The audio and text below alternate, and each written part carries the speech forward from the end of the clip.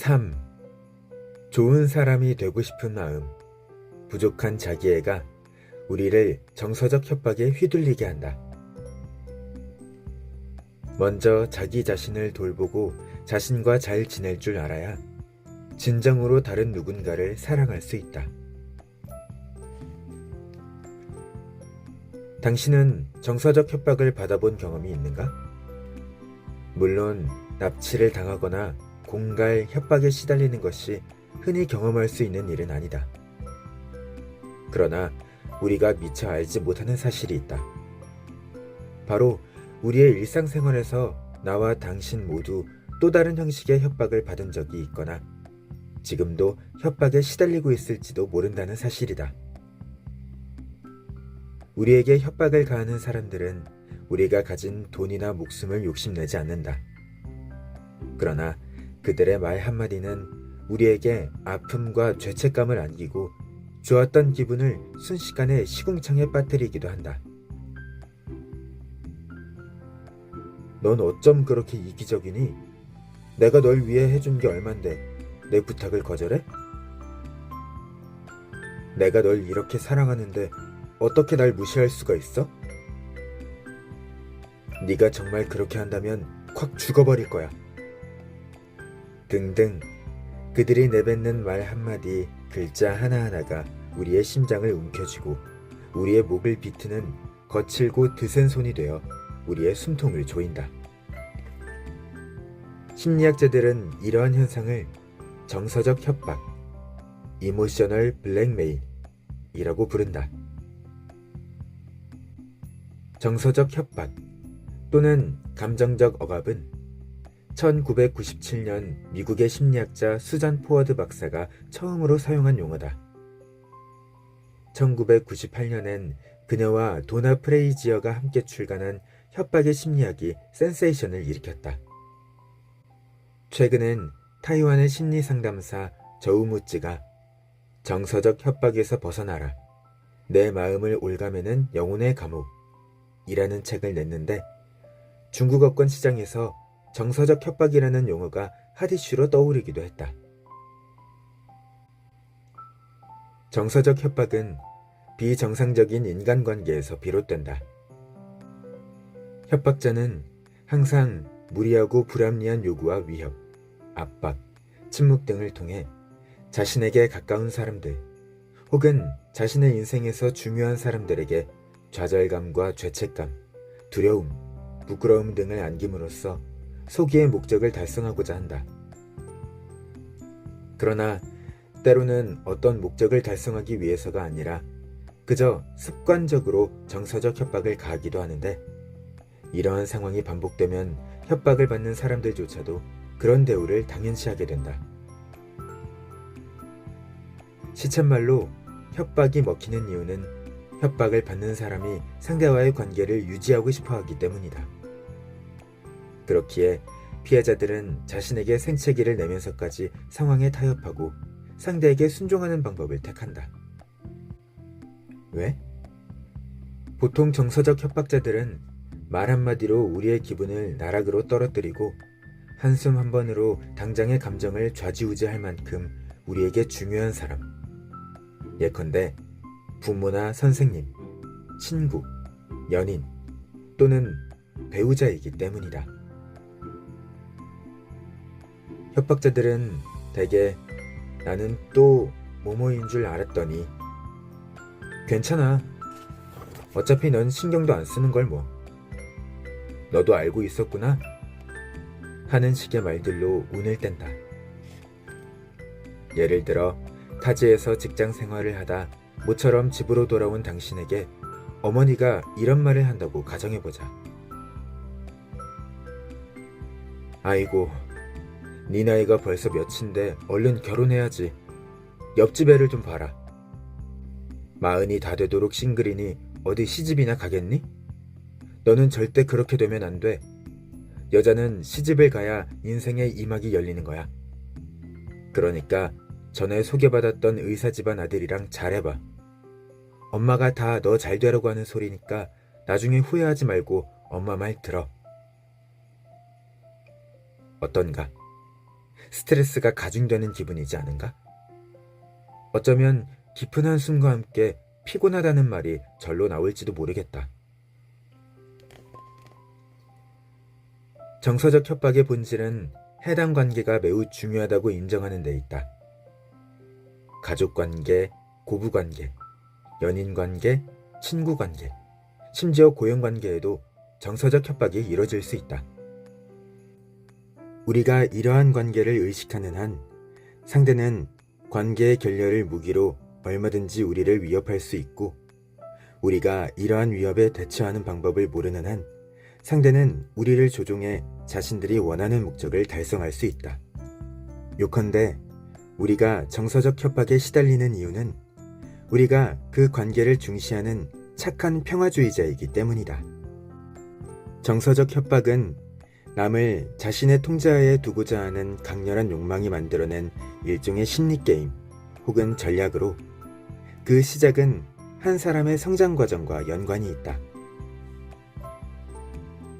어린 시절 나를 돌봐주고 항상 나와 함께했던 사람이 독립적 주체로의 성장을 응원하는 대신 나와 그 자신을 하나로 묶어 지나친 사랑을 쏟는 동시에 부채감을 안겨주었다면, 그래서 상대와 조금만 거리를 두거나 반항을 해도 이내 죄책감에 휩싸이게 되고, 이러한 죄책감을 다시 상대와의 친밀도와 결부에 생각하게 되면서 저도 모르게 정서적 협박자가 되어버리는 것이다.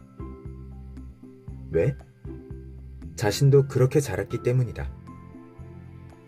그래서 일단 권력을 손에 쥐면 자신을 협박하던 누군가와 똑같이 다른 사람에게 압박을 가하는 것이다. 정서적 협박자는 상습적으로 사용하는 위협의 방식에 따라 몇 가지 유형으로 나눌 수 있는데, 능동적 공격성이 높은 유형부터 살펴보자면 다음과 같다. 먼저 첫 번째 유형은 자신이 원하는 대로 해주지 않으면 자신도 그에 상응하는 행동을 할 것이라고 노골적으로 협박하는 처벌형 협박자다. 예컨대 이들은 지금 당장 돌아오는 게 좋을 거야. 그렇지 않으면 집에 아예 못 들어오게 문을 걸어 잠가 버릴 테니까. 라고 말을 하거나, 지금 당장 나타나지 않으면 우린 끝이야. 네가 내 말을 듣지 않으니 나도 너 같은 자식은 필요 없어. 라고 말하는 식이다. 두 번째 유형은 자신이 원하는 대로 해주지 않으면 자기 자신을 학대할 것이라고 위협하는 자해형 협박자다. 이들은 주로 지금 당장 돌아와. 그렇지 않으면 네가 돌아올 때까지 안 자고 기다릴 테니까. 또는 내 말대로 안 하면 콱 죽어버릴 거야. 하는 식의 화법을 쓴다. 세 번째 유형은 책임 전가형 협박자다. 이들은 전혀 상관없는 일이나 인과관계가 부족한 일들을 무기로 내세우는데 선수다. 예를 들면, 봐, 네가 말을 안 들어서 엄마랑 아빠가 싸우게 됐잖아. 오늘 내가 넘어져서 다친 건 어젯밤에 네 걱정을 하느라 잠을 제대로 못 자서야. 이게 다 너 때문이야. 라고 말하는 식이다.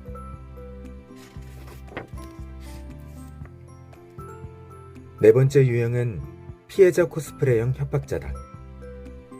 책임 전가형 협박자와 유사하지만 이들은 주로 원망의 형식을 빌려 소극적으로 자신의 감정을 토로한다.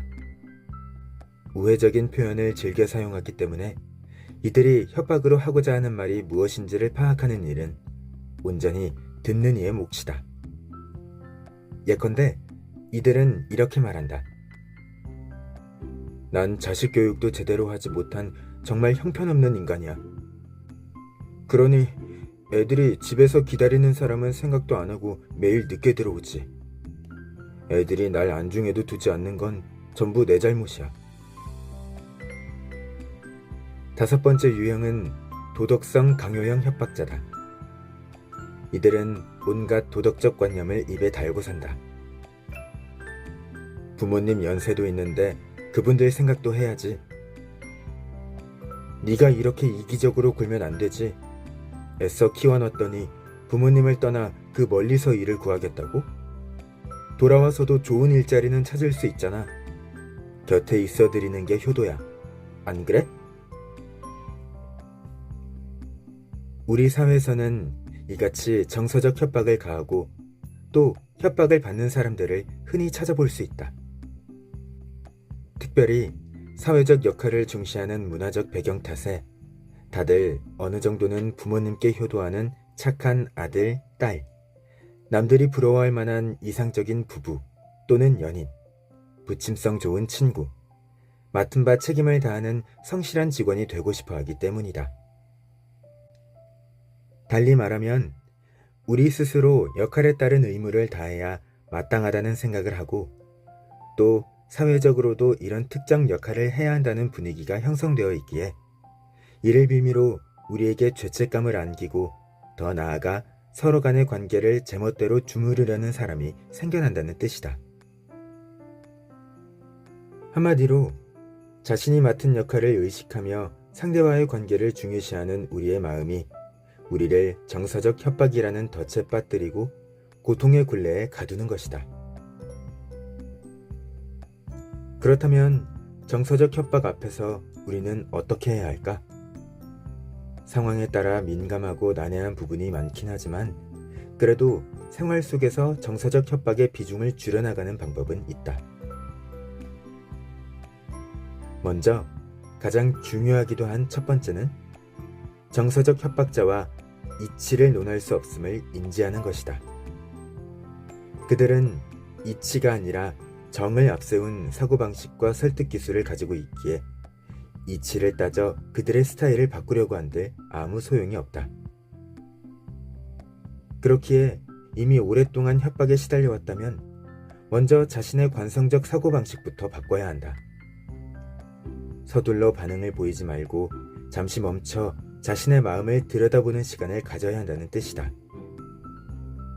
정서적 협박에 시달리는 사람들은 대부분 좋은 사람이 되고 싶어하고 인정에 목말라하며 지나치게 남을 의식하고 끊임없이 자기 자신을 의심하는, 한마디로 자신감과 자기애가 부족한 사람들이기 때문이다. 먼저 자기 자신을 돌보고 자신과 잘 지낼 줄 알아야 진정으로 다른 누군가를 사랑할 수 있는 법이다. 억울함을 감내해 사랑을 얻을 수 있다고 생각한다면 이는 큰 착각이다. 당신이 믿는 그 사랑은 진짜 사랑도 아닐 뿐더러 당신의 마음에 상처를 남기고 어쩌면 그 다음 세대에게까지 상처를 안길지도 모른다. 다음으로 협박자를 대할 때는 반드시 정서적 경계를 설정해야 한다. 상대를 아무리 사랑하고 또 아무리 중요하게 생각할지라도 상대의 감정까지 책임질 필요는 없다. 그러니 상대의 자극과 고육책과 지탄과 억지에도 자신만의 경계를 지키며 협박자의 공격이 완화될 때를 기다릴 필요가 있다. 그런 다음 다시 상대와 이야기를 나눠 나도 그와 함께 문제를 해결해 나가길 원한다는 사실을 알려야 한다. 사실 정서적 협박은 끊임없이 반복되는 악순환과 같다. 그 때문에 이를 끊어내는 데에는 반드시 장애물이 있을 수밖에 없다. 하지만 악순환에도 연결고리가 있게 마련이다. 더 이상 자신의 방식이 먹히지 않는다는 사실을 상대가 깨닫는다면, 그리고 우리의 원칙과 경계가 파고들 틈 없이 견고하다면 상대는 우리를 대하는 방식을 달리해야겠다고 생각하게 될 것이다. 마지막으로 사랑하는 사이에 대한 새로운 정의가 필요하다. 정말로 서로를 사랑하는 사이라면 네가 떠나면 죽어버릴 거야 라고 집착의 굴레를 씌울 것이 아니라 네가 있어서 내 삶이 더욱 아름다워졌어 라며 서로의 존재를 존중하고 축복해 줄 수 있어야 한다. 우리에게 정말로 정서적 협박을 가할 수 있는 사람, 혹은 우리로부터 정서적 협박을 받을 수 있는 사람은 결국 우리와 가장 가깝고 또 소중한 사람들이다. 그러니 더 이상 빗나간 사랑에 자신을 가둬 자기 자신조차 사랑하지 못하는 사람은 되지 말자. 앞에서도 언급한 바와 같이 정서적 협박은 내적 불안에서 비롯된다. 그러니 내게 중요한 그에게 또는 그녀에게 내가 너와 함께 어려움을 헤쳐나아갈 테지만 올바른 방법을 사용해야만 함께 손을 잡고 맞서나갈 수 있다는 사실을 분명히 알려라. 매일 3분 습관. 정서적 협박의 악순환에서 벗어나는 법. 스텝 1. 정서적 협박자와는 이치를 논할 수 없음을 인지해 서둘러 반응을 보이기보다는 잠시 멈춰 자신의 마음을 들여다보는 시간을 갖는다. 스텝 2. 정서적 경계를 설정한다. 상대를 아무리 사랑하고 또 아무리 중시하더라도 상대의 감정까지 책임질 필요는 없다. 스텝 3. 자신의 원칙과 경계를 견지한다. 상대가 파고들 빈틈을 차단한다면 상대는 우리를 대하는 방식을 달리 해야겠다고 생각할 것이다. 스텝 4. 사랑하는 사이에 대한 새로운 정의를 내린다. 정말로 사랑하는 사이라면 네가 떠나면 죽어버릴 거야 라고 집착의 굴레를 씌울 것이 아니라 네가 있어서 내 삶이 더욱 아름다워졌어 라며 서로의 존재를 존중하고 축복해 줄 수 있어야 한다.